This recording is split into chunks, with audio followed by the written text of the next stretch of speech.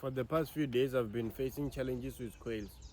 So I used the cassettes, these old video cassettes, to scare them away because like they even reflect. So I tied them around my farm and it seems like it's working. I've been facing a very big challenges with quails. They would eat more than 500 of my sweet corn every day. So they were really attacking me a lot, and I would try my best to be always on the farm. The moment I step away from the farm, or maybe let's say I'm going to purchase something or to do something, moment I came back, they would have eaten my maize. So they were really affecting me. I then tried to use these cassettes, and for the past few days, it seems like it's working. They've never entered my farm, but I think they would get used to this shining object, maybe. But by then, my maize would have grown because they usually eat them when they're still germinating, when they're still growing.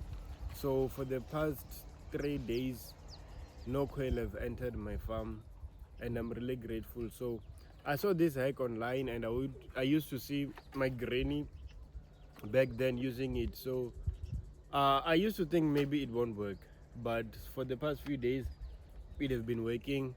So I'm just crossing fingers and hoping that the moment they start to see that maybe this shining object, they're just shining object, my maize would have grown a bit. So that was a very big challenge for me.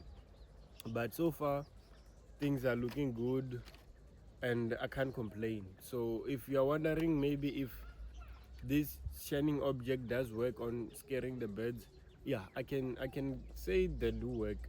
So far I can say they can work because there was an incident where I was coming and then I saw a quail flying, and it, on my observation, it wanted to land on the farm, but it then turned back. So I think they work, but maybe for a certain period of time, I don't know. But so far things are looking good. It have worked so far. So if you are doing research on them, my 2 cents could be that yes, it does work, but maybe for an instant of time. But so far they've never been entering my farm.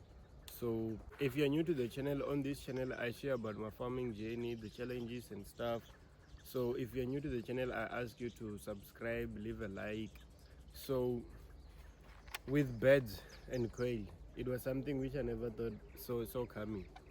Last year around winter, I also did plant maize, but I never experienced birds eating my maize, quails. So this year it was a very big surprise. They would eat a lot, like they would eat a lot.